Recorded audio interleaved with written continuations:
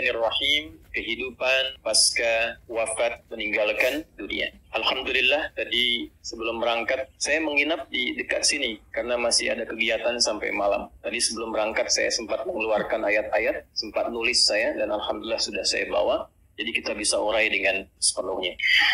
Bismillahirrahmanirrahim. Kehidupan pasca kematian digambarkan di dalam Al-Quran dengan dua kata. Satu, ada yang disebut dengan kubur. Kata ini dan turunannya disebutkan 8 kali dalam Al-Quran. Ya, saya sudah tuliskan ini tadi sebelum berangkat. Nanti kita bacakan. Kedua, ada yang disebut dengan barzakh. 3 kali disebutkan dalam Al-Quran. Sudah? Bila disebutkan dengan kubur, itu yang dimaksudkan adalah tempat atau alamnya. Jelas? Tempat atau alamnya. Bila disebutkan dengan barzakh, itu adalah pemisahnya dengan alam yang lain. Jadi kalau kita mendapati kata barzakh, maka yang dimaksud adalah dinding pemisahnya. Baik itu dengan dunia yang sebelumnya, ataupun dengan akhirat yang setelah. Pelan-pelan. Yuk, sekarang kita mulai dulu sebelum ke sana dengan Quran surah ketiga Ali Imran ayat 185. Kullu nafsin dha'iqatul maut. Setiap yang bernyawa itu pasti akan merasakan mengalami kematian, maut. Saya ingin tunjukkan betapa detailnya Quran berikan informasi kepada kita. Setiap yang bernyawa, kullu nafsin. Nah, nafas ini sumber kehidupannya. Jadi ruh kalau sudah masuk ke dalam tubuh kita, itu namanya disebut dengan nafas. Ya, dari mana taunya? Kita tempatkan dulu misalnya dengan ayat supaya jelas. Satu Quran surah ke-15 Al-Hijr ayat 28 sampai 29. Wa idh qala rabbuka lil malaikati inni khaliqun bashara min salsalim min hama'im masnun fa idza sawaituhu wa nafakhtu fihi min ruhi. Jelas? Jadi saat dicipta itu terjadi proses fisikal dulu. Rinciannya di Al-Arba'in nanti nomor hadis yang keempat, ya. Dari Abdullah bin Mas'ud, an Abi Abdurrahman Abdullah bin Mas'ud radhiyallahu ta'ala anhu qala Rasulullah sallallahu alaihi wasallam wa huwa as-sadiqul masduq inna ahadakum yujma'u fi batni ummihi 40 yawman nutfah thumma yakunu mithla dhalika 'alaqah thumma yakunu mithla dhalika mudghah. Jadi proses pertama kurang lebih selama 4 bulan itu, ya, 40 hari pertama penyatuan antara spermatozoa dengan ovum berproses. 40 hari kedua berbentuk zigot, mulai menempel di dinding rahim berproses. 40 hari ketiga mudghah, berbentuk daging keratan. Jadi 40 kali 3 120 hari, 4 bulan pertama itu proses fisikal. Setelah itu, ya, thumma yursalu ilaihil malak fayanfukhu fihi ruh. Ini dia tafsir dari sini. Baru ditiupkan roh. Jadi usia 4 bulan kandungan itu seorang ibu yang sedang mengandung, pas usia 4 bulan itu rohnya sudah ditiupkan ke dalam janin yang dikandung. Nah, saat roh masuk ke dalam fisik itu berubah namanya menjadi nafas. Ya, jadi kalau di ayat tadi, ya, sawwai fa idza sawaituhu ya, fa idza sawaituhu, ini sawwa, bila sempurna fisiknya itu telah dicipta, usia 4 bulan maksudnya proses penciptaan itu berlangsung, maka wa nafakhtu fihi min ruhi, rohnya masuk. Dari mana taunya roh saat masuk ke dalam fisik itu menjadi nafas? Di Quran surah 91 Asy-Syams ayat 7 sampai 10. Quran surah 91 ayat 7 sampai 10. Wa nafsi wa ma sawwaha. Jadi nafas. Dan ketika fisik sempurna itu tercipta dalam arti proses sampai 4 bulan itu, ya, maka dalam 4 bulan itu tercipta dari rangkaian proses tadi, sawwa, oleh Quran disebut sawwa, masuk rohnya, jadilah nafas disebutnya. Maka dari sini diserap dalam bahasa Indonesia menjadi nafas, bernafas. Kapan tanda kehidupan itu bisa didapati? Kalau kita bisa merasakan detak nafasnya. Jelas? Halo? Jelas? Baik. Kenapa namanya berubah? Roh dengan nafas itu sama-sama roh, tapi ketika masuk, kenapa disebut nafas? Karena nanti saat masuk dengan sebelum masuk keadaannya berbeda. Saat masuk itu bersih, belum ada amal, belum ada apa-apa. Saat sudah menyatu, bergerak dengan fisik, beraktivitas, di situ membentuk amal, ya. Sudah ada amalnya, makanya saat masuk dengan pulang beda. Pulang kan belum, datang kan belum ada amal, baru ditiupkan, baru masuk. Nah, setelah masuk kan terbimbing kita. Dilahirkan, beraktivitas, mata melihat, telinga mendengar, kaki melangkah, Apa yang dilihat? Itu kan amal. Kalau yang baik dituliskan pahala, yang salah jadi dosa kalau tidak ditobati. Makanya ketika nanti rohnya kembali, maka dia punya bekal dari sesuatu yang telah dikerjakan tadi, ya. Itulah sebabnya kenapa namanya berubah dari roh menjadi nafas, karena saat menjadi nafas dia beraktivitas atau memulai misi hidupnya untuk mengumpulkan amal-amal sebelum dia pulang. Nah, saat pulang, saat dicabut, yang disebut nafasnya bukan rohnya. Kenapa? Karena saat masuk dengan keluar beda. Saat masuk belum ada amal, saat pulang dia pulang membawa amalan. Karena itulah saat disebutkan di Quran surah ketiga, ini agak berat butuh fokus, ayat 185, Allah berfirman, kullu nafsin dha'iqatul. Nah, kenapa bukan kullu rohin? Untuk memberikan kesan kepada kita bahwa yang dibawa saat pulang itu amalnya, bukan perangkatnya. Itu poinnya. Jadi pastikan saat pulang bawa amal yang benar. Makanya Nabi mendetilkan orang ngantar ke alam kubur pun dengan jenazah itu. Jenazah itu kalau sudah masuk keranda ya, kalau dia meninggal itu mayit namanya. Sudah dibersihkan, disolatkan, masuk ke keranda, jenazah namanya diangkat. Nah, orang yang ngantar jenazah pun sampai ke alam kubur itu, apa yang dibawa oleh mayit itu saat masuk ke kubur, itu semua tinggal amalnya. Yang lain pergi. Semua tinggal apanya? Amalnya. Yang lain pergi. Coba yang antum kumpulkan tuh harta benda. Mobil ikut gak? Gak. Pakaian ini, handphone ikut gak? Tidak. Ya. Suami meninggal, istri ikut. Tuh, udah jawab sendiri. Enggak. Istri meninggal, suami ikut. Tuh, makin kencang. Enggak. Baik, artinya apa? Yang mengantar saja pulang lagi. Yang ikut apanya? Nah, kalau sudah sadar amalnya yang ikut, maka siapkan amalnya supaya bisa ikut dengan baik. Karena itulah ketika disebutkan kata nafas, mengingatkan kepada kita, sebelum meninggal, udah punya amal belum? Coba kalau ditanya sekarang, udah punya amal belum? Sudah tahu belum? Masih nggak serius juga. Jelas ya? Ini gambaran pertamanya. Karena itulah dalam Islam diajarkan bagaimana beraktivitas di dunia yang melahirkan kenyamanan, saat bersamaan cari bekal supaya saat meninggalkan dunia nyaman juga. Baik, ini bagian pertama. Sebelum kita bicara tentang kubur, alamnya, tempatnya, barzakh pemisahnya, sebelum sampai ke sini, bicara dulu persiapannya. Jelas? Baik, tenang, pelan-pelan. Tenang. Baik kan? Pelan-pelan. Nafas akan kedatangan apa tadi? Kullu nafsin dha'iqatul maut. Kedatangan maut. Ini batasnya disebut ajal. Kalau sudah sampai di ajal ini, maut tiba. Siapa yang ditugaskan membawa maut? Quran lagi. Kita pakai Quran aja, nggak usah ngarang ya. Kan kita kembalikan ke Quran tadi. Quran surah 32 ayat 11. Qul yatawaffakum malakul mautil ladzi wukila bikum. Firalkan Muhammad sallallahu alaihi wasallam, sampaikan pada umatmu semuanya, telah ditugaskan satu malaikat membawa maut. Qul yatawaffakum malakul maut. Khusus satu malaikat tugasnya membawa maut. Jelas? Itu yang sering kita kenal dengan malaikat apa? Israel, ya kan? Israel yang patuh kepada Allah, yang taat kepada Allah, nggak lihat-lihat, pokoknya tiba waktu ambil, nggak bisa nawar ya. Ada dulu rasul yang dekatnya, jadi rasul di bumi itu punya teman rasul dari langit. Rasul dari langit itu maksudnya malaikat. Ada rasul yang temannya itu malaikat maut. Contoh siapa?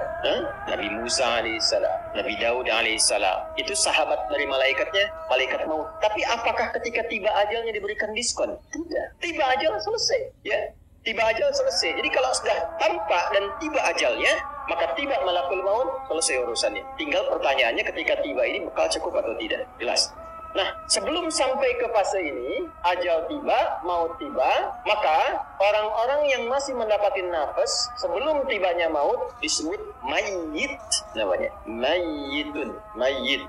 Quran surah 39 ayat 30. Zumar. Innaka mayyitun wa innahum mayyitun. Muhammad sallallahu alaihi wasallam, engkau pasti akan wafat. Jadi seorang nabi pun wafat. Apalagi kita yang bukan nabi. Wa innahum mayyitun. Dan mereka pun semuanya itu akan wafat juga.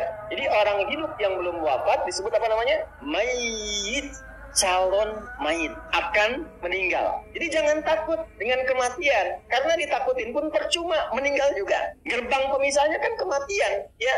Karena itu orang beriman gak takut meninggal. Yang takut meninggal itu cuma satu aja, yang tidak punya bekal. Itu aja. Kan rumusnya gampang, kata Quran, kullu nafsin. Kalau nafas itu artinya pulang bawa bekal. Kalau bekalnya benar gak akan takut. Takut itu artinya apa? Kurang bekal. Takut itu artinya apa? Salah bekal. Takut itu artinya apa? Nggak punya bekal. Dan biasanya orang yang nggak punya bekal itu sulit pulang. Kan mudik kemarin begitu kan? Kalau nggak ada bekal nggak pulang kan? Ya, ditarik pulang pun susah kan?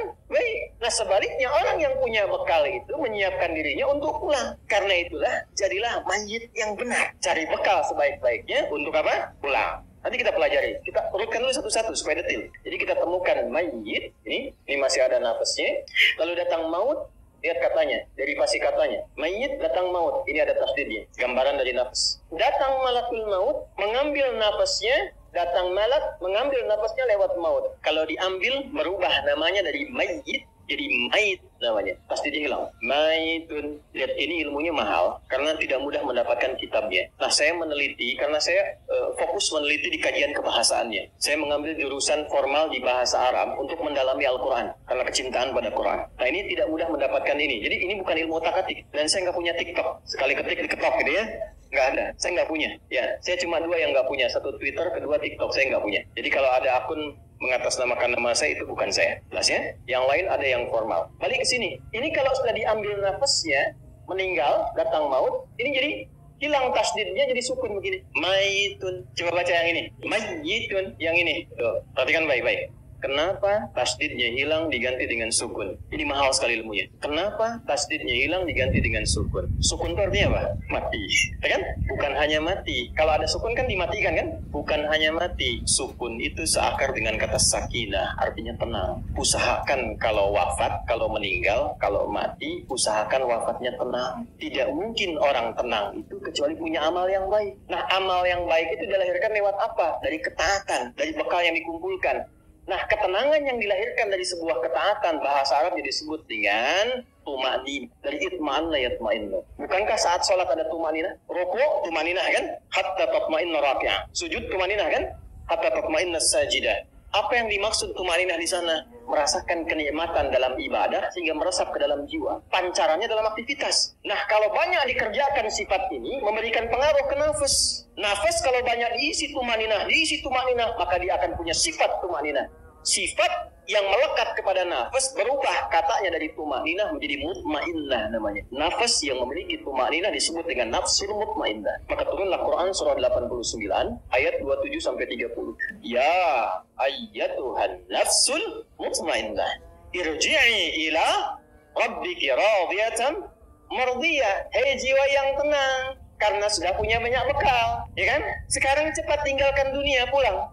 Nah, ini yang akan kita bahas. Kamu cepat pulang. Aku sudah ridha dengan kegiatan dan bekalmu selama hidup di dunia. Engkau pun akan ridha dengan pemberianku yang aku siapkan saat kau meninggalkan dunia ini. Makanya ketika mendapatkan kalimat itu, hatinya makin tenang. Itulah yang menyebabkan orang meninggal itu ada yang senyum, kan? Terus tiba-tiba punya waktu sujud, saking bersyukurnya. Lalu ala Dauda, syukra. Jadi keluarga Daud itu kalau sedang bersyukur sujud tuh. Ada yang sujud, ada yang senyum, ada yang bahkan menyiapkan diri. Kenapa? Karena dia sudah merasakan panggilan yang memberikan ketenangan pada jiwanya. Makanya siap. Ya, radiyatan mardiyah. Fadkhuli fi ibadi. Masuklah dalam golongan hambaku. Ibad, tuliskan ini.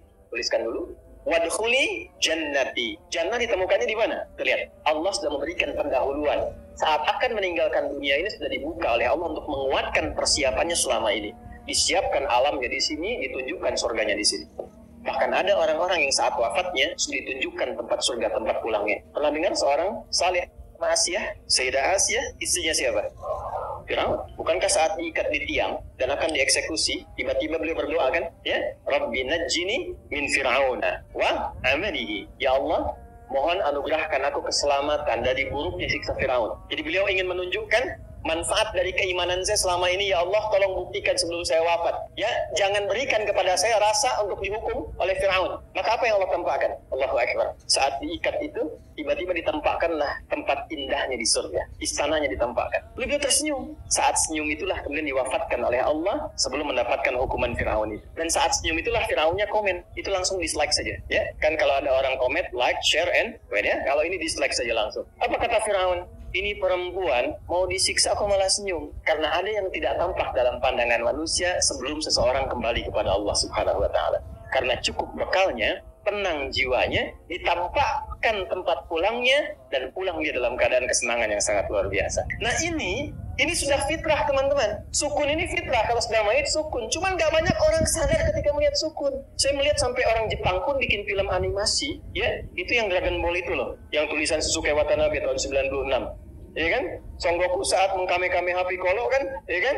Tiba-tiba mati, atasnya ada bulatan kan? Anda bayangkan, orang-orang yang bikin tulisan, bikin cerpen, bikin komik macam-macam, itu sudah fitrah ini ada bulatan ini. Tapi orang beriman beda cara pandang. Saya nggak nonton, cuma saya senang baca. Jadi saya berpikir orang sadar dengan teorinya, tapi kita diberikan oleh Allah keimanan, seharusnya kita sadar dengan iman. Nah sekarang kalau sudah paham ini secara teoritis, kita bahas apa alamnya yang dimaksud di sini, apa persiapannya selama hidup menjadi mayit di sini, dan bagaimana kita menyusunnya. Itu yang coba kita uraikan dalam bagian kedua di materi kita. Satu, yang pertama kita mulai dari barzakh dulu yang paling sedikit. Kata barzakh, ba, ra, zai, kha, barzakh.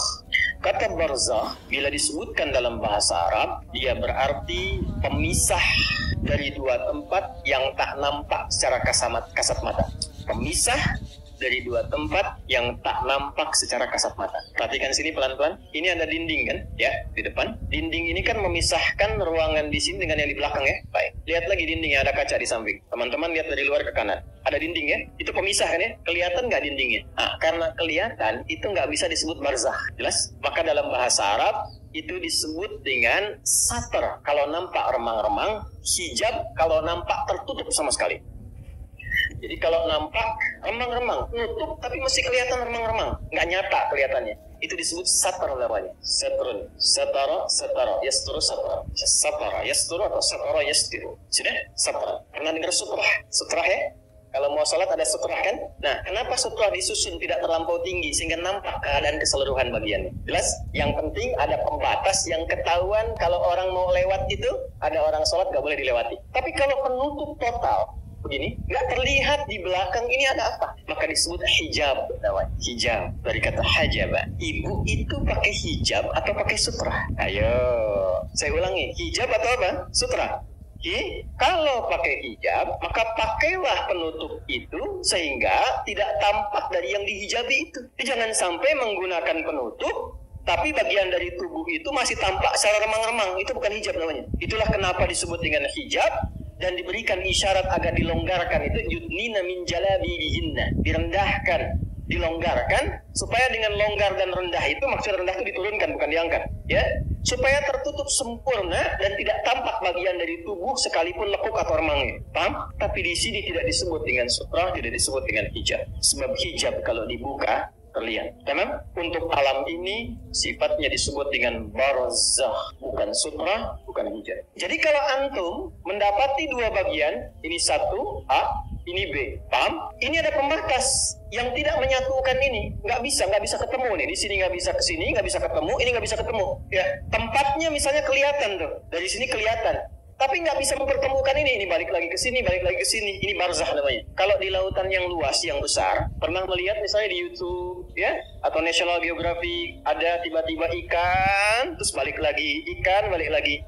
Ketika diteliti ternyata itu pertemuan dua arus di situ, ya. Kemudian tiba-tiba ada pembatas di antara dua itu sehingga ikannya nggak sampai ke tempat lain. Begitu nyampe ke sini, balik lagi, nyampe ke sini, balik lagi. Dan dahsyatnya, karakteristik ikan di wilayah ini tidak sama dengan ikan di wilayah sini. Dan itu kalau dicari di kitab manapun, keterangan itu ditemukan di kitab suci hanya dalam Al-Quran. Surah ke-55 ayat 19 sampai ayat 20. Ya. Marajal bahwaini yaltaqiyan bainahuma barzakhul la yabghiyah. Allah pisahkan dua arus air dalam lautan itu, ya, marajal bahwaini yaltaqiyan, yang keduanya itu ya nggak bisa menyatu, ketemu di satu titik tapi nggak bisa nyatu. Kenapa nggak bisa bersatu? Bainahuma barzakhul la yabghiyan, karena keduanya ada dinding pembatas yang tak nampak secara kasat mata. Jadi nggak kelihatan dindingnya, pemisahnya nggak kelihatan, tapi alamnya ada, ya. Pemisahnya nggak kelihatan, alamnya ada. Tempatnya kelihatan, tapi alamnya nggak kelihatan, pemisahnya ada. Sehingga ikan itu kelihatan oleh kita nih, ini arus ini. Coba balik aja, balik. Dindingnya kelihatan. Yang paling dahsyat, ada lagi yang airnya yang satu itu, ya, asin, yang satu itu hangat. Dan itu ada di Quran juga, surah 25. Ya, Al-Furqan ayat 53. Hadza 'azbun furatun. Kemudian, wabilhun nujaj. Satu lagi asin. Yang ini tawar segar, yang ini apa? Asin. Itu di Quran surah ke-25 Al-Furqan ayat 53. Pelan-pelan. Balik lagi. Nah, yang ingin saya katakan adalah kalau disebutkan barzakh, jadi ada dinding pemisah yang tak nampak pemisahnya ini. Cuman kalau dilihat tempatnya, ada tempatnya. Cuman keadaan di tempat itu kita nggak tahu apa. Karena ada pemisahnya. Nggak bisa merasakan yang ada di dalam. Kecuali kalau sudah sampai ke tempat itu. Ketika disebutkan barzakh dalam Quran, ini ingin memberikan penekanan pada batas kehidupan yang terpisahkan. Dan kita nggak akan pernah kalau sudah ke situ balik lagi karena ada pemisahnya. Intinya Pak, kalau sudah masuk ke alam ini, kenapa disebut dengan barzakh? Anda tidak akan pernah punya peluang untuk kembali lagi. Diam di sini, kelihatan oleh orang yang masih hidup, ditanam di dalamnya, di alamnya, di tempatnya. Tapi Anda sendiri dan kita yang hidup tidak akan pernah bisa saling melihat apa yang dirasakan.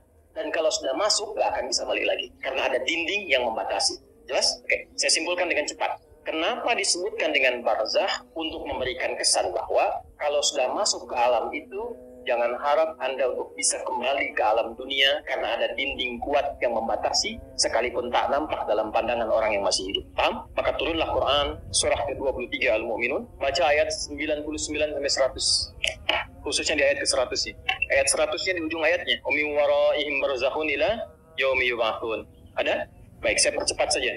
Dan ketika datang kematian itu, lalu orang-orang yang tidak yakin dengan kematian itu, kehidupan setelah kematian, karena dia banyak menikmati dunia, tidak siap-siap dengan bekal akhirat, tidak siap-siap dengan bekal ke alam kuburnya, tahu meninggal tapi nggak menyiapkan bekal untuk meninggalnya, maka dia kaget pada saat dia meninggal itu dan dia berkata, qala rabbirji'un. Ya Allah, pengen balik lagi. Pengen balik lagi. Bahkan nanti di surah Al-Munafiqun itu jelas dikatakan, ya, as-saddaqa wa aqum minas salihin. Di sini juga nanti as-100-nya begitu, amal salihah. Ya Allah, berikan saya kesempatan, saya pengen mengganti semua kegiatan saya selama hidup sebelum meninggal. Berikan kesempatan sekejap saja, saya ganti semua dengan yang saleh, yang kau ridai. Jadi Allah ingin menekankan bahwa jangan sampai ada penyesalan setelah masuk ke alam kubur ini karena ada dinding pemisah yang tidak bisa membuat Anda itu kembali lagi ke dunia. Jadi mumpung belum masuk, siap-siap. Karena kalau sudah masuk ada pemisah yang kuat yang nggak bisa mengembalikan lagi kita ke dunia. Jelas sampai sini? Kalau mendengar kata barzakh, ini yang akan dimaksudkan. Kalau mendengar kata barzakh, maka ingat-ingatlah bekal apa yang sudah kita kumpulkan agar tidak menyesal setelah masuk ke alam kuburnya. Itu maksudnya. Saya ulang, kalau mendengar kata barzakh, maka segera tancapkan ke dalam jiwa untuk mengingat bekal yang telah kita kumpulkan. Karena kalau sudah masuk ke alamnya, yang disebut dengan kubur, ada dinding pembatas yang akan menghalangi kita untuk kembali lagi ke tempat yang pernah kita beraktivitas. Tak akan mungkin bisa kembali. Apalagi kalau Anda menyelam ke lautan, atau misalnya melihat tayangan, ketiba kemudian disebutkan di channel pengetahuan, ini ada dinding pemisah, ikan-ikan gak bisa masuk ke situ, dia balik lagi. Maka segeralah berpikir, itulah yang ditampakkan oleh Allah setelah kita wafat, ada dinding pemisah yang tidak akan pernah menjadikan kita kembali ke tempat asal. Paham? Yuk kita simpulkan. 1. Kesimpulan pertama, Allah menekankan dengan kata barzakh kepada setiap insan beriman. Kalimatnya insan beriman ya, kalau nggak beriman itu pilihan. Allah menekankan dengan kata barzakh pada setiap insan beriman agar berbekal berupa amal saleh sebelum wafat sehingga tidak menyesal saat di alam kubur dan meminta kembali ke dunia. Tenang, masih dunia Bu, bisa diperbaiki. Alam kubur nggak bisa kembali. Sudah? Agar tidak menyesal saat di alam kubur dan minta kembali ke dunia. 1. Sudah? Baik. Nah sekarang alamnya tadi disebut apa? Tempatnya. Kalau barzakh tadi kan pemisahnya. Ingat ya. Alamnya apa? Kubur. Tempatnya apa? Kubur. Oh karena belum masuk kita ya. Barzakh itu pemisahnya. Saleh, salihah ya. Barzakh itu apa? Pemisahnya. Kalau alamnya apa? Tempatnya apa? Nah, alam itu tempat. Alam itu tempat. Kenapa tempat disebut alam? Dari kata alima, kata alamat, penunjuk. Karena di tempat itu Allah menunjukkan tanda kebesarannya. Jadi setiap kita masuk ke tempat tertentu, mesti kenal di mana setiap tempat yang bisa mendekatkan diri kita kepada Allah. Makanya kalau jalan-jalan, cari tempat yang bisa mendekatkan diri kepada Allah. Kalau belajar di tempat yang bisa mendekatkan diri kepada Allah. Karena itulah tempat yang disebut dengan alam. Ya, alam dunia, alam akhirat, alam hewan, alam tumbuhan. Dijamakkan jadi alamin. Siapa yang punya alamin? Siapa yang merawat? Yang punya, yang merawat, yang memberikan kebutuhan disebut Rabb. kita memuji setiap hari 17 kali Alhamdulillahi Rabbil. Tapi yang muji ini nggak kenal Allah, itu anehnya. Atau barusan sholat, tapi cari tempat yang menjauhkan dia dengan Allah. Itulah sebabnya kenapa disebut dengan alam. Kalau sudah muncul tanda kebesaran Allah, berubah dari alam jadi ayat namanya. Makanya kalau ke alam kubur, jalan-jalan ke kuburan lihat, itu mesti mampu mendekatkan diri dengan Allah. Bagi insan beriman. Insan beriman tuh begitu melihat nih kubur, ini alamnya. Makanya alamnya disebut kubur, tempatnya kubur. Kenapa bagian dari alam? Sebagai tanda bahwa kita akan ke situ. Supaya ingat. Makanya Nabi kan sering mengingatkan, ke alam kubur itu kan untuk ingat akhirat kan? Bukan untuk ingat dunia. Ya, ini gambarannya. Baik, jadi sekali lagi, kalau alamnya disebut apa? Kubur. Juga tempatnya disebut apa? Artinya kubur menunjuk kepada tempat dan atau alam. Baik, pelan-pelan. Bagaimana keadaan di kubur itu? Ya, bagaimana keadaan di kubur? Mau yang baik dulu atau yang menegangkan dulu?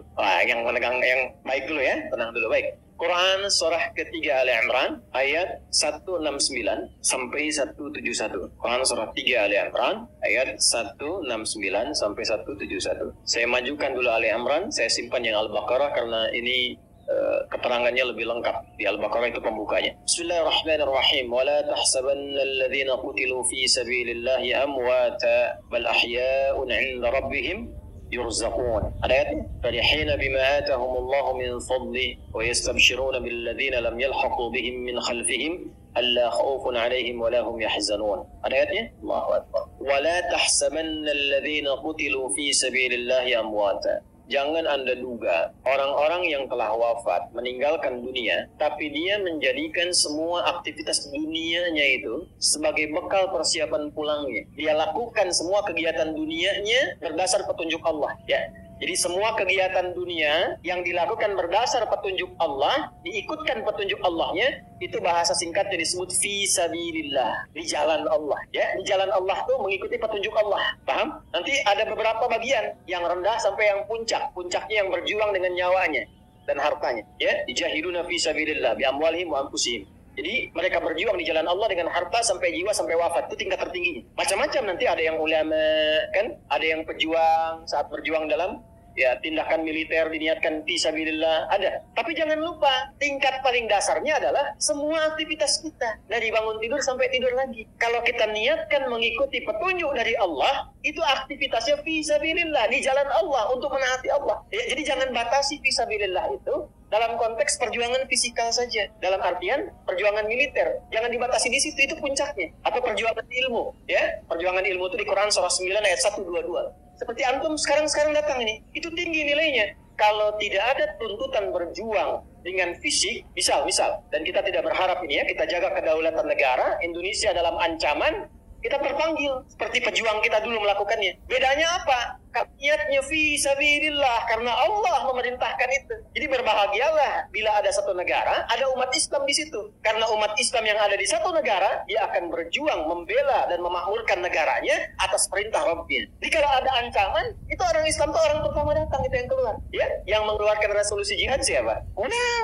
Kiai Haji Muhammad Hashim bin Asy'ari, itu ketua resimen wilayah Jawa Timur. Resimen Jawa Tengahnya itu Mr. Kasman Singodimejo. Jawa Baratnya Kiai Haji Nur Ali. Kalau masuk ke Tasik Kiai Zainal Mustafa, itu ulama semua. Jangan salah. Dan mereka mengambil risalahnya dari mana? Yang di Riyadhus Shalihin itu, yang babul niat, babul ikhlas wa ihdharun niat. Bagaimana berjuangnya fi sabilillah, maka keluar resolusi jihad. Itu berjuangnya itu. Makanya nanti ada, kita temukan apa di antaranya? Ya, ada Hizbul Wathan, ya, pasukan-pasukan itu relawan-relawan untuk berjuang. Dan nanti digabungkan dengan TNI. Makanya di Sabta Marga dari 7 itu, yang ketiganya itu ada keimanan. Sabta Marga kan 7 tuh di TNI itu ya. Yang pertama, kami warga negara Indonesia yang bersendikan Pancasila. Kedua, jadi patriot. Ketiga, kami kesatria Indonesia yang beriman pada Tuhan Yang Maha Esa, menegakkan kebenaran, kejujuran, dan keadilan. Baru yang keempatnya, kami tentara nasional Indonesia. Jadi tentara itu kalau ada iman. Saya hafal karena saya ngajar itu. Ya, di situ ada keimanan. Di jiwa patriot, kenegaraan, kesatria, kapan? Ketika beriman. Nah, itu jalan yang tertingginya. Nah, tingkat terendahnya menjadikan semua aktivitas kita untuk menaati Allah. Itulah fisabilillah. Karena itulah dalam Islam, semua kegiatannya itu ada panduannya. Temukan dimanapun, ada nggak orang baru bangun tidur sudah diberikan bimbingan? Nggak ya. Dan kalau kita mau jujur, bukankah semua aktivitas kita itu ada doanya? Ya kan? Nah, doa itulah bimbingan kegiatan yang menjadikan semua aktivitas kita mengikuti petunjuk Allah. Fisabilillah. Bangun tidur ada doanya nggak? Ada. Terus mau mandi nih, ke kamar mandi, langkah kaki diatur, ada doanya nggak? Ada. Begitu keluar ada doanya. Masuk dengan keluar sama nggak doanya? Berpakaian ada doanya nggak? Antum mau kerja cari nafkah ada doanya nggak? Dibaca nggak? Katanya pengen berkah, pengen dilindungi Allah, tapi nggak dibaca. Aneh manusia zaman sekarang nih. Nah, doa itu bukan sekedar kalimat formal yang menjadikan kegiatan aktivitas jadi ibadah, bukan. Tapi isinya ini panduan hidup. Jadi kalau kita keluarkan, kita pahami, kita dalami, terus diamalkan, itu panduan. Contoh, yuk kita cek satu aja. Bangun tidur baca apa tadi? Alhamdulillahilladzi ahyana ba'dama amatana wa ilaihin. Oke, baik. Tahu dari mana? Ya, saya tunjukkan pada Anda, bahkan dari mulai bangun itu sudah diajari cara bangunnya. Yang kalau dilakukan dapat pahala. Sunnah itu jangan dilihat aktivitasnya saja. Ikut Nabi, dapat pahala. Baca doa, dapat pahala. Tapi kalau kita niatkan doa itu untuk menaati Allah dan Rasulnya, itu saat pulang, surganya sesurga dengan Nabi. Tidak cukup dengan amin. Tahu dulu. Dan dengan semua Nabi. Itu ada di An-Nisa, Quran surah 4 ayat 69. وَمَنْ يُطِعِ اللَّهَ وَالرَّسُولَ فَأُولَٰئِكَ مَعَ الَّذِينَ أَنْعَمَ اللَّهُ عَلَيْهِمْ مِنَ النَّبِيِّينَ وَالصِّدِّيقِينَ وَالشُّهَدَاءِ وَالصَّالِحِينَ وَحَسُنَ أُولَٰئِكَ رَفِيقًا ذَلِكَ الْفَضْلُ مِنَ اللَّهِ وَكَفَىٰ بِاللَّهِ Makanya tiap hari kita minta 17 kali, teman-teman. Ihdinas siratal mustaqim, siratal ladzina an'amta 'alaihim ghairil maghdubi 'alaihim. Nah, siratal ladzina an'amta 'alaihim itu siapa? Tafsirnya di An-Nisa ayat 69. Wa may yuti'illaha war rasul fa ulaika ma'al ladzina an'ama Allahu 'alaihim. Kita minta, ya Allah, siratal ladzina an'amta 'alaihim, kata Allah, ma'al ladzina an'ama Allahu 'alaihim. Siapa mereka? Minan nabiyyina was-siddiqina wasyuhada'i was-salihin. Ada orang yang di surga ditempatkan oleh Allah sesurga dengan semua nabi yang pernah bertugas di bumi. Masya Allah, ketemu lagi di surga. Antum di mana? Oh, depan saya Kiai Fulan, belakang saya Ustadz Fulan. Kalau antum di mana? Saya biasa aja. Sama. Ya, depan saya Nabi Ibrahim, belakang saya Nabi Musa, samping kiri saya Masya Allah, Nabi yang katanya paling ganteng semoga bumi, Nabi Yusuf. Samping kanan saya Masya Allah, Nabi Muhammad SAW. Dengan semua nabi. Siapa mereka ini? Mereka yang mendedikasikan semua hidupnya untuk menaati Allah dan Rasul. Dari bangun tidur terus dari keluar. Ya, contoh tadi saya janjikan Abu Daud misalnya, nomor hadis 1367. Ya, dari Ibnu Abbas radhiyallahu taala anhuma, beliau satu saat ingin menginap di kediaman bibinya Sayyidah Maimunah radhiyallahu taala anha, dan ingin tahu kebiasaan Nabi bangun di malam hari itu bagaimana, kapan waktunya. Konversi jadi jam berapa kebiasaan Nabi bangun? Bagaimana cara bangunnya? Nanti yang berangkat insya Allah umrah saya tunjukkan ini lokasinya gitu. Ya, itu diceritakan oleh beliau. Qala atau kama qala Ibnu Abbas radhiyallahu ta'ala anhuma, kana an-nabiy sallallahu alaihi wasallam, adalah kebiasaan Nabi sallallahu alaihi wasallam, idza istayqadha min naumihi, kalau bangun dari tidurnya, fajalasa, duduk terlebih dahulu. Jadi bangun tidur terus duduk. Masa bangun tidur langsung mandi, ya selempongan kan? Naik delman istimewa, aku duduk di depan, duduk di muka, kudanya nggak bisa jalan. Hadisnya, oke, anak-anak TK diajarinnya yang betul. Bangun tidur terus duduk, ya, duduk dulu. Ya, itu kan hadisnya begitu. Duduk dulu. Kemudian famasaha biyadihi min athari naumi. Lalu beliau menghilangkan bekas kantuknya dulu dengan bagian tangan yang bersih. Makanya ada hadis lain kalau bangun tidur kan cuci tangan kan? Ya, itu kalau tahu bagian tangannya kotor atau menyadari bahwa tangan itu berkelana saat tidur, ya, yang bahkan di tempat yang tidak Anda tahu. Makanya kalau Anda ingin bersihkan, cari bagian yang bersih. Wa masaha biyadihi min athari naumi, menghilangkan bekas ngantuk. Jadi jangan baca doa dulu. Bacalah doa itu dalam keadaan sadar. Jangan baca dalam keadaan ngantuk. Nah, problem yang terjadi, memang bangunnya jam 3. Alhamdulillah. Begitu sadar 4:30. Ada yang begitu? Ini banyak wajahnya tuh. Ya, antum pasang alarm 3 kali kan? Iya kan? Mau bangun 2:30 tuh kan alarm jam 2:30, jam 3, jangan 3:15 kan? Alarm pertama untuk matikan alarm kedua kan? Alarm kedua untuk siap-siap kan? Gitu. Nah, di hadis tuh diajarin kalau bangun, ngantuknya hilangin dulu. Kalau nyambung ke sebelumnya tuh luar biasa. Atur waktu, jangan terlalu lama untuk istirahat itu, jangan begadang kecuali ada perlunya. Betul, itu narasi hadis. Begadang jangan, begadang boleh kalau ada. Kapan Nabi begadang? Kalau ada perlunya. Ya, diskusi dengan istri, membahas sekilas tentang kehidupan rumah tangga. Ada sahabat minta fatwa, Nabi balas. Setelah itu kalau nggak ada masalah, sudah Nabi selesai istirahat. Ba'da isya, sebentar istirahat. Jadi teratur waktunya, sehingga potensi ngantuknya bisa ditekan. Nah, kalau bangun kemudian hilangkan bekas ngantuk, duduk sudah hilangkan bekas ngantuk, Lalu kemudian membaca. Apa yang dibaca? Ada ayatnya, ada hadis. Jadi bangun tidur itu sudah ada ayat. 11 ayat penutup surah Ali Imran. Dari surah ketiga ayat 190 sampai ayat 200. Inna fi khalqis samawati wal ardi wa ikhtilafil laili wan nahari la ayatin li ulil alladzina yadhkuruna Allaha qiyaman wa qu'udan wa 'ala wa yatafakkaruna fi khalqis samawati wal ardi rabbana wa khalaqta hadza batila subhanaka faqina. Catat ini ya. Saya sampaikan ini langsung kalau teman-teman ngaji tafsir dengan hadis dapat ini. Kalau antum biasakan baca ini, penutup Ali Imran ayat 190 sampai dengan 200 dan dipahami isinya, Allah akan jaga antum dari perbuatan maksiat selama hari itu. Satu. Yang kedua, membimbing antum untuk meningkatkan pengetahuan selama beraktivitas. Yang ketiga, dibimbing oleh Allah mengerjakan segala aktivitas yang mengantarkan pada ridha dan surganya. Itu makna yang Ali Imran di penutupnya itu. Makanya kalau benar paham ayat ini, nggak ada pelajar yang bangun kecuali pintar di hari ini. Karena di situ ada ayat-ayat untuk riset, untuk manung, untuk berpikir. Nggak ada orang berbuat maksiat di hari itu. Karena ada ayat taubat di ayat itu. Mudah-mudahan nggak wafat dalam keadaan sedang maksiat sehingga terancam neraka. Dan minta ya Allah wafatkan kami seperti orang baik yang wafat sebelumnya. Sehingga terjaga hari itu dan terjamin. Ketika beraktivitas keadaannya baik karena dia senang dengan membangun silaturahim, membangun kesabaran. Wasabiru warabitu wattaqullaha la'allakum tuflihun, dan cenderung bahagia. Nah, untuk mengawali doanya itu supaya komitmen, maka ditanamkan dalam dirinya satu komitmen kuat. Maka disampaikanlah oleh sahabat Jundub bin Junadah dan Mu'adz bin Jabal radhiyallahu taala anhuma dalam Al-Bukhari nomor hadis 181. Keduanya mendapatkan doa dari Nabi sallallahu alaihi wasallam, faqala alhamdulillahilladzi ahyana ba'dama amatana wa ilaihin. Ini ada amata, ada ba'dama. Kalau kata kerja terletak setelah ba'da dan ma, artinya apa? Artinya pekerjaan itu tidak terjadi. Jelas? Tapi yang terjadi adalah inspirasi dari aktivitas itu untuk aktivitas yang lain. Perhatikan. Alhamdulillahilladzi ahyana ba'dama amatana. Setelah ada kata ba'dama, ada amatana. Ya Allah, terima kasih Engkau memberikan kesempatan kepada hidup di hari ini. Walaupun mungkin bila datang ajal itu Engkau bisa wafatkan aku dalam tidur tadi. Cuma wafatnya nggak terjadi karena belum tiba ajal. Wa ilaihin nusyur. Nasyara itu artinya berpencar untuk kembali mencari bekal. Jadi kalau kita dari kampung datang ke kota nyari bekal buat pulang, itu penyebarannya disebut nasyara. Pulangnya disebut ada. Sifatnya id. Waktunya mi'ad, tempatnya ma'ad. Tempat kita pulang disebut ma'ad. Innal ladzi farada 'alaikal qur'ana laradduka ila ma'ad. Waktu pulangnya mi'ad. Innallaha la yukhliful mi'ad. Baik. Nah, kita bangun tidur berjanji sama Allah. Sifatnya nusyur. Wa ilaihin, ya Allah, terima kasih Engkau berikan kesempatan aku di hari ini menjalani kehidupan. Walaupun mungkin dalam tidur tadi, Engkau bisa wafatkan kalau tiba ajalku. Tapi aku diberi kesempatan hidup saat ini sampai dengan ajalku. Maka aku berjanji, ya Allah, sekarang aku akan mencari bekal supaya persiapan untuk pulang menghadap. Itulah wa ilaihin nusyur maknanya. Makanya sebelum tidur, sunnahnya istighfar. Untuk mengevaluasi kegiatan sebelumnya yang salah. Setelah itu merencanakan. Kalau hari ini tadi nggak jamaah, besok saya ingin jamaah. Kalau hari ini saya belum infak, besok ingin infak. Direncanakan malamnya. Fa'idha faraghta wa ila rabbika. Tapi nggak tahu besok hidup atau enggak. Kita tawakal sama Allah. Yang penting sudah istighfar, sudah punya rencana. Istighfar yang dilakukan sebelum tidur membuat kita nikmat. Dan tawakal pada Allah sekalipun wafat.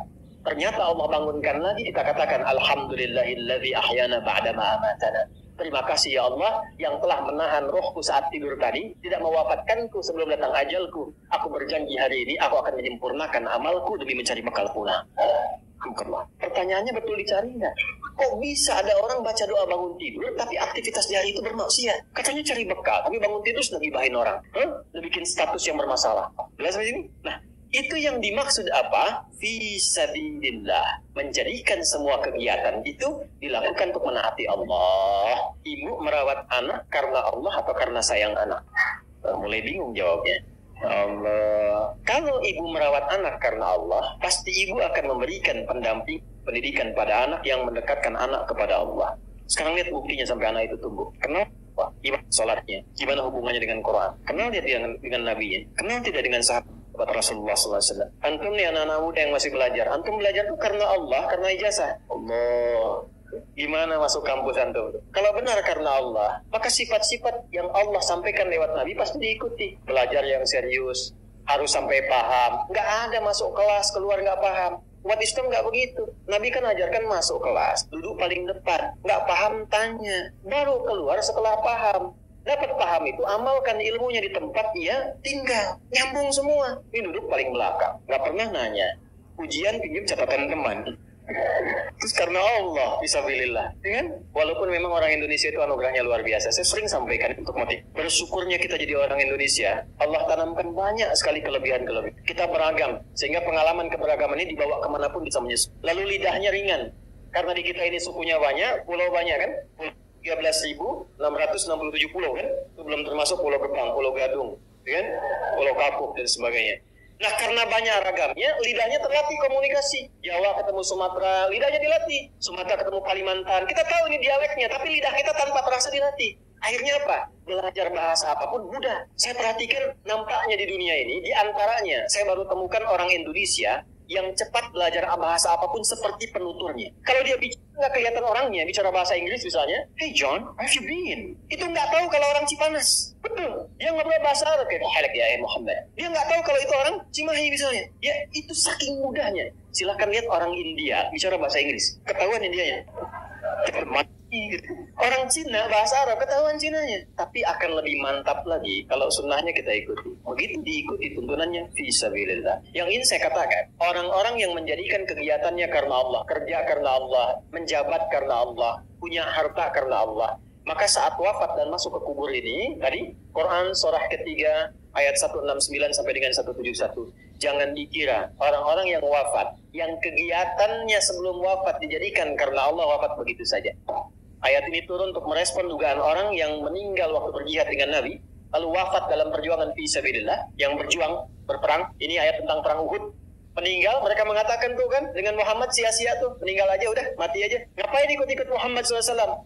Kalah juga kan, mati juga kan? Maka turunlah ayat-ayat itu untuk memberikan penguatan kepada umat Islam. Kalian yang nggak ikut berperang pun meninggal juga kok, kan? Kalian yang duduk ngopi pun meninggal juga kok. Karena di antara mereka ada yang mengatakan lebih baik duduk-duduk, ngopi-ngopi, teh-teh aja katanya, daripada ikutan begitu. Kalian meninggal juga. Mau sembunyi di tempat yang dilapis baja pun meninggal juga. Kalau sudah tiba ajal, wafat.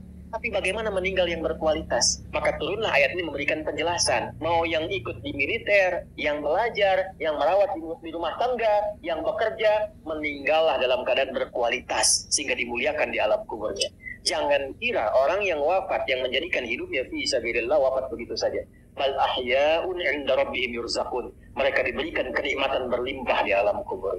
Jadi ada kehidupan setelah kematian. Yang dimaksud mati, wafat, maut, meninggal itu adalah meninggalkan dunia. Jadi berpisah kehidupan kita di dunia, memasuki kehidupan baru di alam kubur. Jadi di alam kubur itu bukan diam begitu saja, ada hidup lagi. Ya.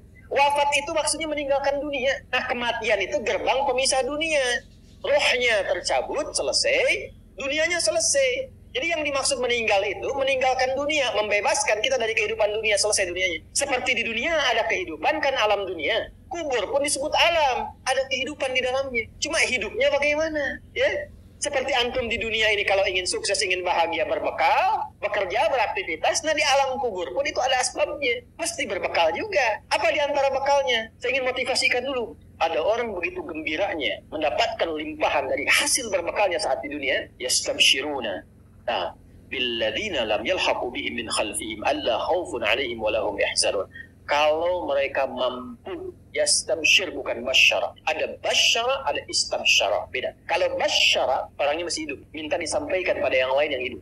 Contoh, Nabi Muhammad SAW masih hidup. Diberikan beliau perintah oleh Allah, sampaikan pada umatku ini sekarang tentang keutamaan surga. Maka turun Quran surah kedua ayat 25. وَبَشِّرِ الَّذِينَ آمَنُوا وَعَمِلُوا الصَّالِحَاتِ أَنَّ لَهُمْ جَنَّاتٍ تَجْرِي مِنْ تَحْتِهَا. Tapi kalau kalimatnya menggunakan istabsyara, itu umumnya bermakna ingin menyampaikan tapi tak punya kemampuan menyampaikan karena keadaannya sudah berbeda. Perhatikan detailnya bahasa Quran. Orang yang wafat yang menjadikan hidupnya berdedikasi untuk menaati Allah, di alam kubur diberikan kenikmatan, saking nikmatnya pengen kasih tahu yang masih hidup. Wa yastabshiruna billadzina lam yalhaqu bihim min khalfihim.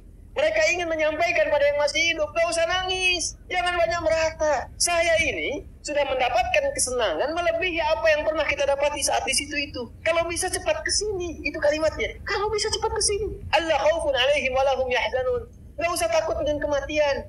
Jangan banyak nangisi saya, jangan banyak meratapi saya. Itu kalimatnya. Dan di antara mereka ada yang Allah jaga sampai ke jasad-jasad. Saya bersaksi demi Allah, Anda boleh catat kalimat ini.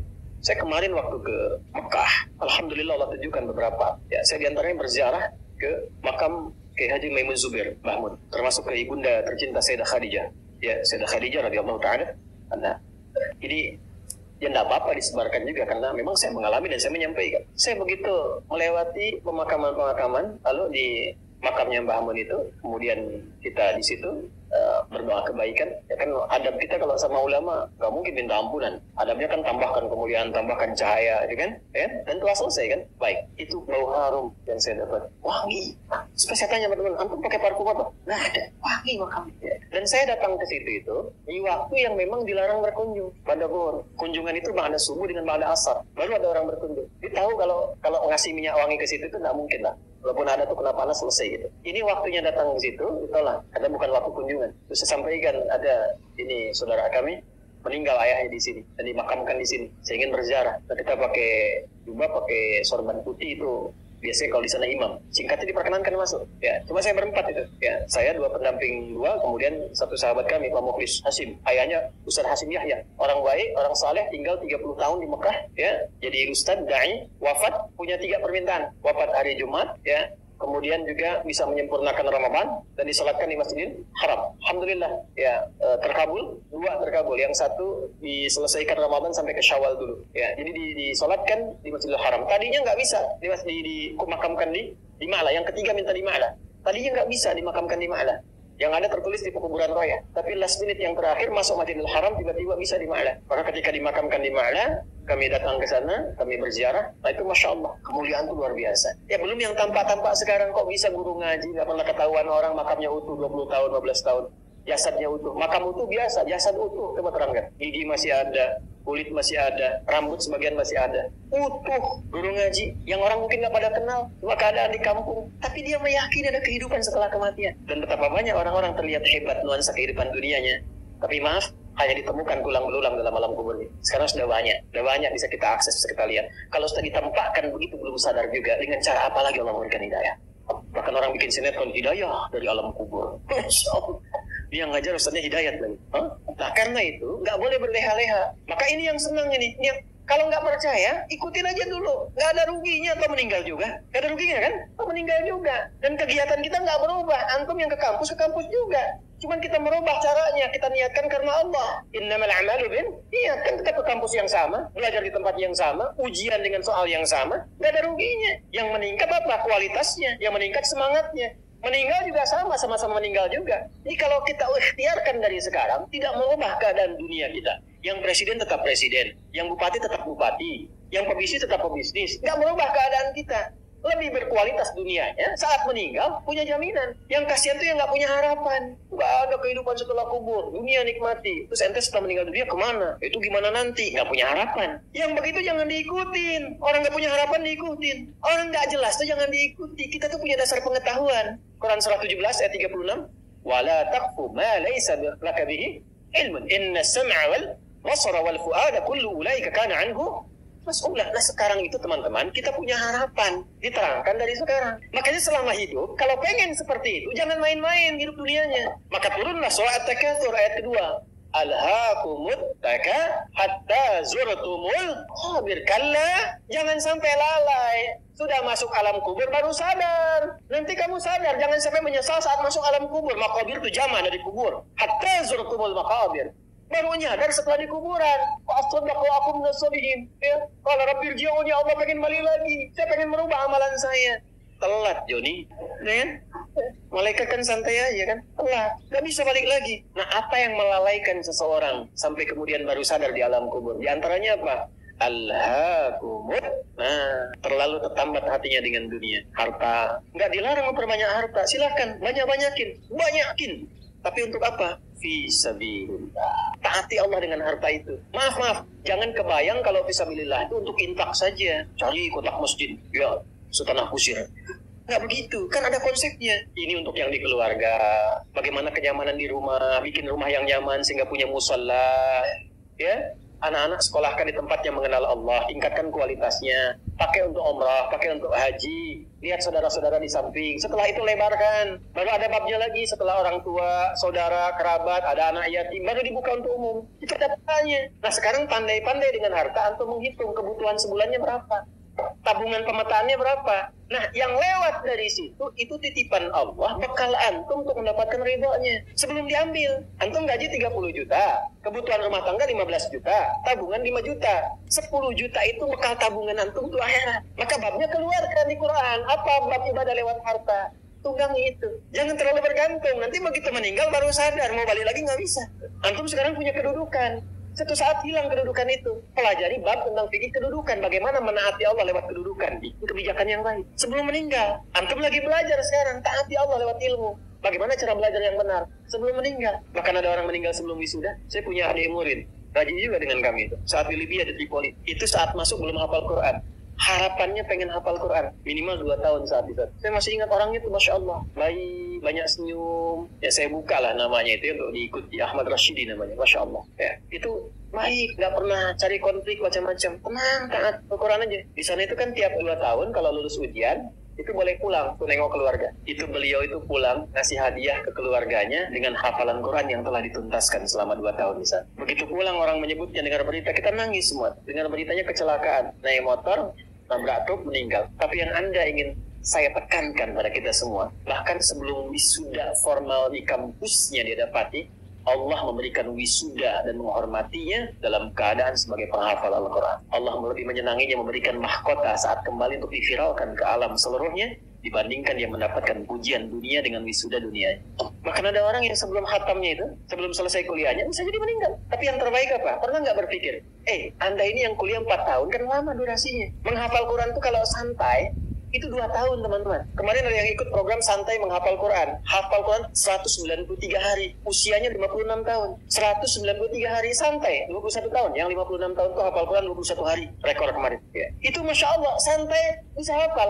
Kenapa Anda ini yang belajar sekarang di kampus-kampus, ya 4 tahun S1, 2 tahun S2, 2 tahun S3, kenapa nggak dipakai sekalian juga menghafal Quran? Berangkat 1 ayat, pulang 1 ayat. Itu begitu di wisuda, Anda hafal 30 juz. Anak ibu 6 tahun di SD itu lama sekali. Kenapa nggak diisikan Quran setiap hari? Lulus 30 juz. Dan kalau Anda meninggal jadi tabungan. Inilah hatta zurtumul maqabir. Jangan bangga mengumpul-ngumpulkan. Takasur itu gemar mengumpul-ngumpulkan. Koleksi, ngitung-ngitung. Maaf ya, nanti ngitung-ngitungnya di Al-Adiyat. Kita lihat nanti. Yang pertama, ada motivasi hidupnya mengumpulkan kekayaan dunia saja. Alhaakumut takasur. Mengumpulkan nilai, mengumpulkan gelar, mengumpulkan ijazah. Orang ustadz ngajar mengumpulkan jamaah, cuman pengen jamaahnya banyak, cuman pengen terkumpul popularitas. Sekarang mengumpulkan subscriber.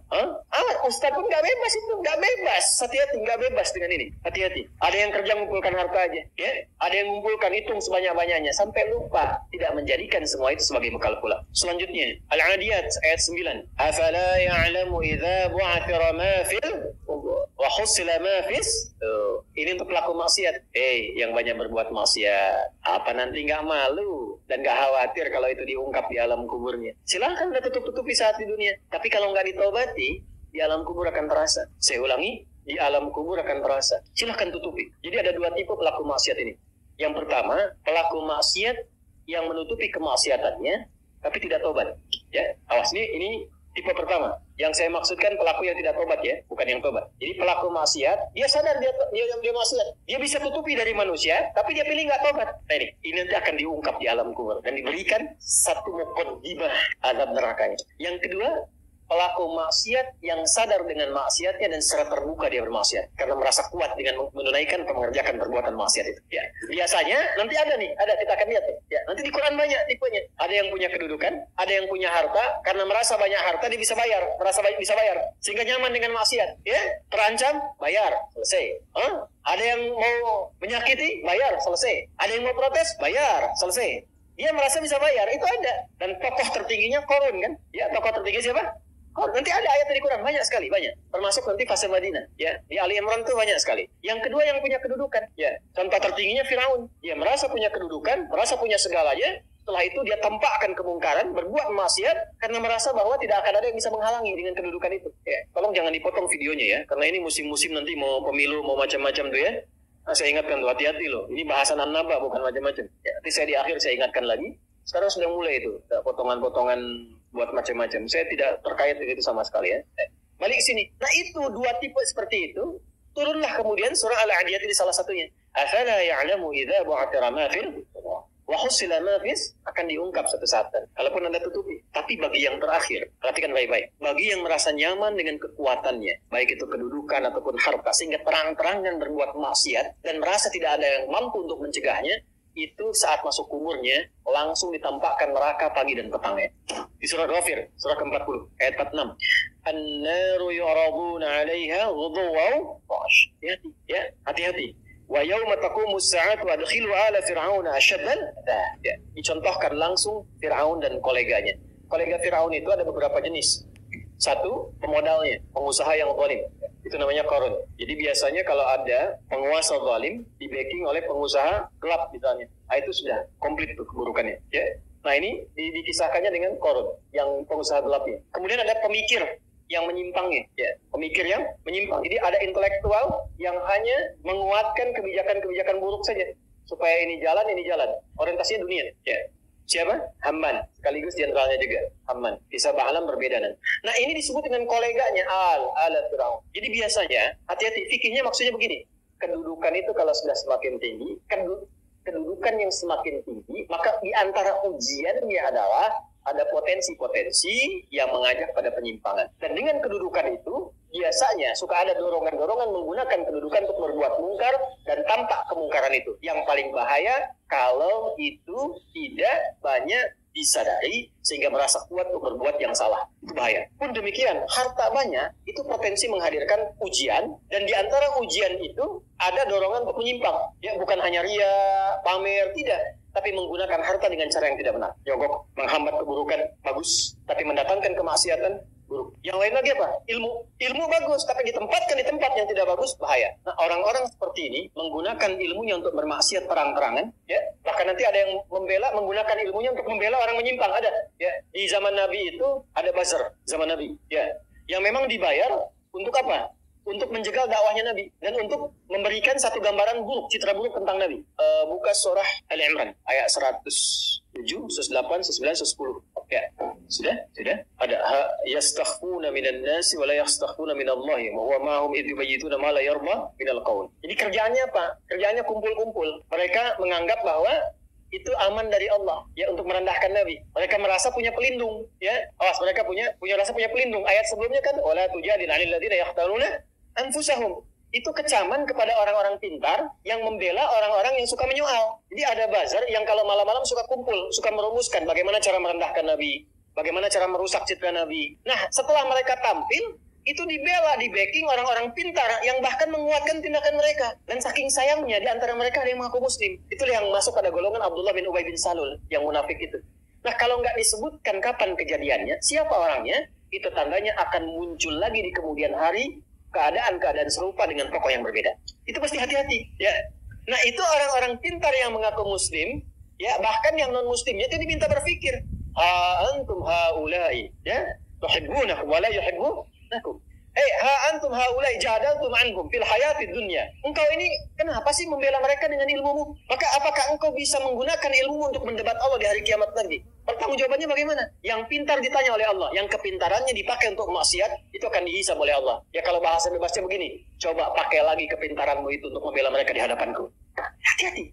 Nah, apa yang terjadi pada orang seperti ini? Kalau dia tidak bertobat, makanya kalau ada kita doakan. Bukan sibuk mencela, bukan menutup peluang mereka untuk bertobat. Selama masih hidup, masih punya hak untuk soleh. Makanya jangan libatkan diri kita pada perdebatan yang tidak bermutu. Jangan rendahkan orang, walaupun dia pelaku maksiat. Minimal kita doakan. Tunjukkan jalan yang benar. Setelah itu abaikan. Itu ayat Qurannya demikian. Quran surah ke-4 ayat 140. Ya, wa qad nazzala 'alaikum fil kitabi an idza sami'tum ayatillahi yukfaru biha wa yustahza'u biha fala taq'udu ma'ahum hatta yahudu fi haditsin ghairi innakum idzan mithluhum innallaha jami'ul munafiqina wal kafirina fi jahannam jami'a. Kalau ada orang usil menyoal agama, mengolok-olok dan sebagainya, cukup tinggalkan, jangan banyak dikomeni, jangan banyak direndahkan, jangan banyak dicaci. Mencela yang sudah tercela itu buang-buang energi. Kalau mau doakan supaya sadar.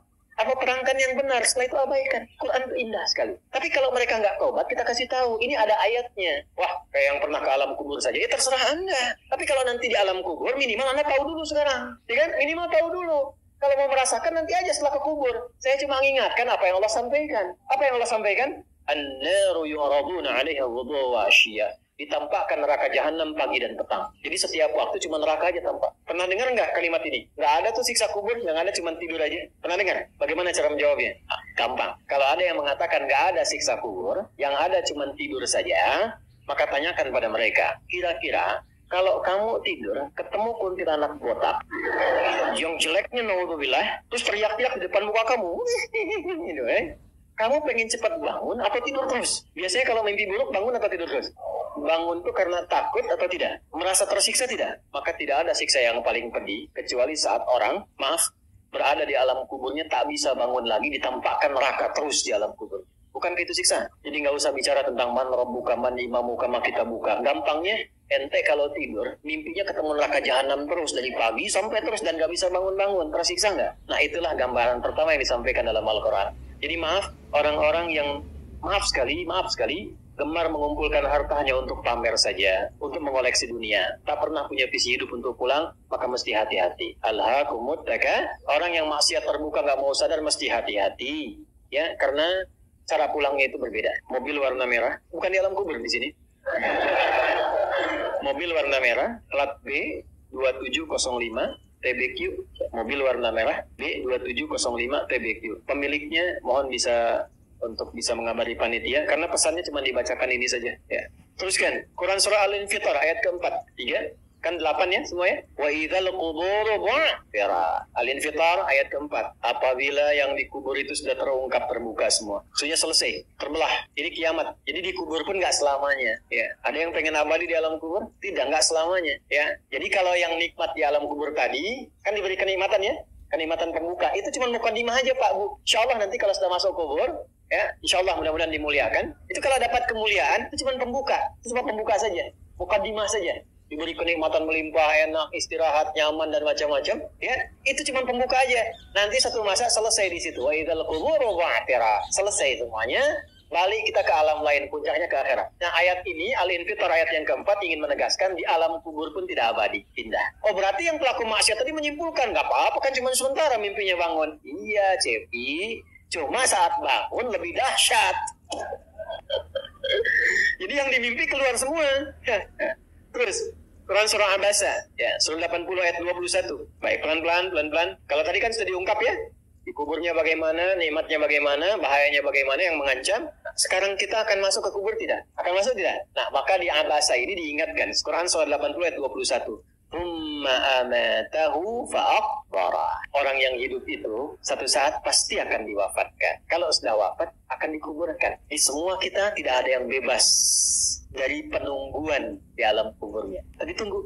Ini CAQ semua kan? Dalam alam kubur. Kita akan masuk nih. Jadi Allah sadarkan mumpung masih hidup. Dari dua kejadian tadi, ambil ibrahnya, siapkan diri kita. Karena kita nggak akan bisa menolak kematian. Kalau sudah wafat, pasti dikubur. Teruskan dulu ya. Kita agak cepat. Al-Mumtahanah ayat 13. Sudah? Ini nyambung semua ayatnya. Indah sekali. Jadi kalau kita sudah sadar, ini resiko kebaikan, ini resiko keburukan, dan kita tahu akan wafat, akan dikuburkan, bagaimana cara persiapannya? Supaya nggak lalai tadi ya. Maka Al-Mumtahanah ayat ke-13. Ya ayyuhalladzina amanu, la tatawallaw qawman ghadiballahu alaihim. Qad yaisu kama yaisal kufara min apa? Ashabil kubur. Maka jangan banyak bergaul dengan orang-orang yang menjauhkan kita dari ridha Allah Subhanahu wa taala. Cari teman yang baik sekarang. Pertama, maaf, bikin kebaikan di rumah tangga dulu. Itu kan teman hidup, ya. Awas hati-hati. Kalau melihat istri kurang baik atau sebaliknya, jangan dihakimi, jangan difonisi. Justru Allah kirimkan antum itu untuk menebarkan kebaikan dan menyempurnakan kesemaan bersama. Jelas? Jadi sekarang yang dilakukan teman hidup dulu. Rumah jadi baik dulu, anak-anak jadi baik dulu. Setelah itu cari tempat tinggal yang baik, bergaul dengan orang baik. Antum yang kuliah cari teman yang baik. Antum yang kerja cari teman yang baik. Maaf. Kalau ada tawaran, kedudukan, hartanya berlipat, tapi menjauhkan Anda dari Allah, ingat ini. Thumma amatahu fa'aqbarah. Ingat saat ditawari itu Anda meninggal, dikubur. Dan ingat ancamannya. Ingat pasalnya tuh. Ya. Ingat suratnya, paham? Nah, karena itu, masukkan ayatnya, jangan sekali-kali, menjadikan keadaan di sekitaran kita, justru memperkuat datangnya ancaman Allah, dan nestapa saat kembali ke alam kuburnya. Bahkan orang-orang yang tidak beriman pun, yang buruk pun, Yang beriman tapi maksiat pun itu sejatinya ketika temannya masuk ke kubur nggak mau ikut-ikutan. Makanya di sini oleh Allah, kamu ini sadar nggak sih?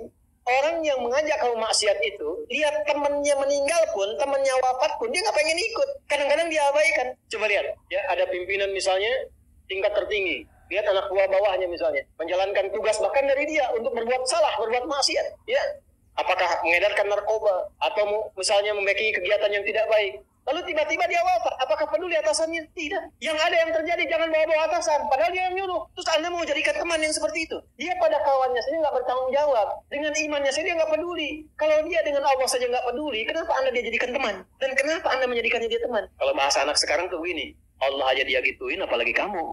Kan? Ya, Nabi aja dia cuekin, apalagi kamu. Ini peringatan Quran, ini bukan dari saya. Ini peringatan Quran. Jangan sekali-kali, Anda dimanapun Anda berdinaskah, tugas formal, Anda berdagangkah, jangan berteman dengan orang menyimpang. Karena saat Anda susah pun yang akan peduli. Temannya aja yang sama-sama berbuat menyimpang, dia sisihkan, apalagi Anda. Paham? Teruskan. Quran surah ke-35 Fatir ayat 22.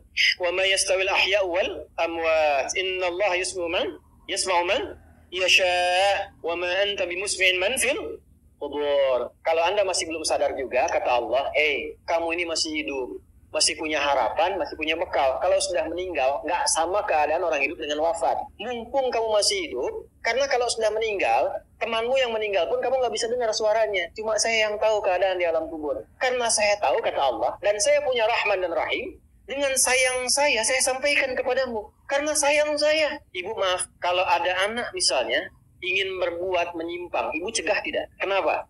Karena ibu sayang. Karena itulah ibu saking sayangnya, maaf, jangankan anak lahir di dalam saat dikandung pun bukankah dijaga dari yang maksudnya dijaga dari yang merusak. Ibu kalau sudah mengandung mau nggak makan makanan yang kotor, makanan yang merusak? Tidak kan? Kenapa? Karena sayang kepada bayi yang dikandung, janin yang terkandung. Di tempatnya pun disebut oleh Allah dengan rahim. Karena ada rahim, dijaga betul. Miring kanan susah, kiri susah, telungkup nggak mungkin. Dijaga supaya apa? Supaya di dalamnya merasakan ketenangan. Karena apa? Karena ada tempat disebut dengan rahim. Nah, Allah itu sifat rahim melekat kepadanya. Karena sayang dengan kita, diingatkan. Bahasa bebasnya gini, karena saya sayang engkau dengan rahimku. Karena saya cinta kamu dengan rahmanku. Jangan sampai masuk kubur, kamu tersiksa, kamu nestapa. Karena beda antara hidup di dunia dengan kehidupan di kubur. Mumpung masih hidup, cari bekal. Karena engkau tak mampu mendengar apa yang terjadi dalam kubur. Jadi kalau tadi Allah sampaikan, jangan bergaul dengan yang begini, jangan terlena dengan yang seperti ini. Itu karena Allah sayang dengan kita. Itu saja. Jelas ya? Ya, jadi kalau nggak sayang, nggak akan mungkin diingatkan. Teruskan. Al-Hajj ayat ke-7. Yang ke-7-nya Al-Hajj ayat ke-7. Wa anna sa'ata atiyatun la raiba fi wa anna Allah yab'atsu man fil qubur. Tapi jangan khawatir, sekalipun kau masuk ke alam kubur, kata Allah, karena sayang, aku pesankan berbekal dari sekarang. Di alam kubur aku penuhi nikmatku padamu. Tapi itu cuma sementara. Besok-besok selesai, aku bangkitkan semua kalian, aku tepati janjiku untuk memberikan surga kepadamu. Karena itulah orang yang baru mau meninggal dalam sakaratul mautnya, kalau benar dia mengikuti apa yang Allah pesankan dari ayat-ayat tadi, maka Allah berikan pendahuluan sebelum masuk kubur. Ditampakkan bahkan surganya di hadapannya, dimasukkan dalam golongan hambanya, ditenangkan saat wafatnya. Ya ayyatuhan nafsul mutmainnah, irji'i ila rabbika radiyatan fadkhuli fi wadkhuli jannahnya ditampakkan. Terakhir, At-Taubah ayat 84. Quran surah At-Taubah ayat 84. Kalau ada orang yang tidak peduli dengan peringatan ini 7 ayat ini, itu pesannya. Ini bukan ilmu taati ya, untuk mengingatkan saja. Kadang kita sulit, tapi kalau antum mengambil jurusan yang sama, itu insya Allah mendapatkan kenikmatannya. Contoh begini misalnya, kenapa ada ayat di Quran itu jumlah bilangannya sama, serupa dengan lawannya? Malaikat disebutkan 88 kali, setan disebutkan 88 kali. Nah, lawan tugas malaikat itu setan. Malaikat membisikkan kebaikan, setan memprovokasi keburukan. Jumlahnya sama. Karena setiap hari pun kita nggak akan bebas dari 2 bisikan itu, baik atau buruk. Nah ini, kenapa ayat pengingat alam kubur dan kehidupan dunia 7 kali? Salah satu pesannya adalah karena kita 7 hari beraktivitas selama hidup di bumi itu. Maka diingatkan setiap hari. Maka setiap hari itu mesti ingat kematian. Sebelum tidur istighfar, siap nggak bekalnya, lihat temannya, selamat nggak keluarganya. Ya, maaf, izin, maaf sekali. Saya berulang kali minta maaf nih. ya berulang kali. Ada seorang suami saleh, istrinya salehah luar biasa. Satu kali suaminya karena kelelahan, bangunnya agak terlambat. Biasanya jam 3, ini setengah 4 bisa. Itu istrinya bangunkan sambil bersenandung. Pak, saya cepat bangun Pak. Perjalanan kita masih panjang, sedangkan ajal semakin mendekat. Sedangkan para musafir sudah punya banyak bekal di depan kita. Kita mesti nyusul mereka. Bangun Pak. Itu Masya Allah kalau pakai bahasa Arab indah sekali. Pak, ajal itu mendekat kepada kita. Sedangkan perjalanan masih panjang. Teman-teman kita sudah di depan, bekalnya banyak sekali. Maksudnya apa? Teman-teman kita sudah ada yang hafal Quran, sholatnya nggak putus, malamnya banyak tahajud, puasanya nggak putus, sunnahnya dikerjakan. Kita ini, ya Allah, mau bangun tidur aja susah ya Allah, mau tahajud aja susah. Sementara aja datang semakin dekat. Pak, bangun Pak. Takutnya kita meninggal malam ini. Kita nggak bisa menyusul teman-teman kita yang sudah di depan. Itu istri bangunkan suaminya. Ada lagi yang suami mau kerja dibisikin istrinya. Pak, jangan sampai cari yang haram ya. Papa nggak bawa apa-apa pun ke rumah di hari ini. Kami keluarga akan sabar. Mama akan tenangkan pada keluarga supaya sabar. Tapi Pak, kami nggak akan kuat merasakan sedetik pun di neraka jika Papa bawa yang haram ke rumah. Insya Allah. Nah ini disebutkan pengingat itu 7 kali. Di 7 ayat berbeda untuk mengingatkan setiap hari ingat wafat. Setiap hari ingat pulang. Setiap hari kita akan mengalami suasana di alam kubur. Jangan sampai meninggalkan dunia dalam keadaan yang terancam. Kalau masih nggak sadar juga dengan pengingat ini, muncul ayat ke-8. Muncul ayat ke-8. Di At-Taubah. Ayat 84. Tempatnya pun taubah. Ngajak taubat dulu sudah diingatkan. Tapi dasar karena nggak pengen taubat juga, maka munculnya ancaman.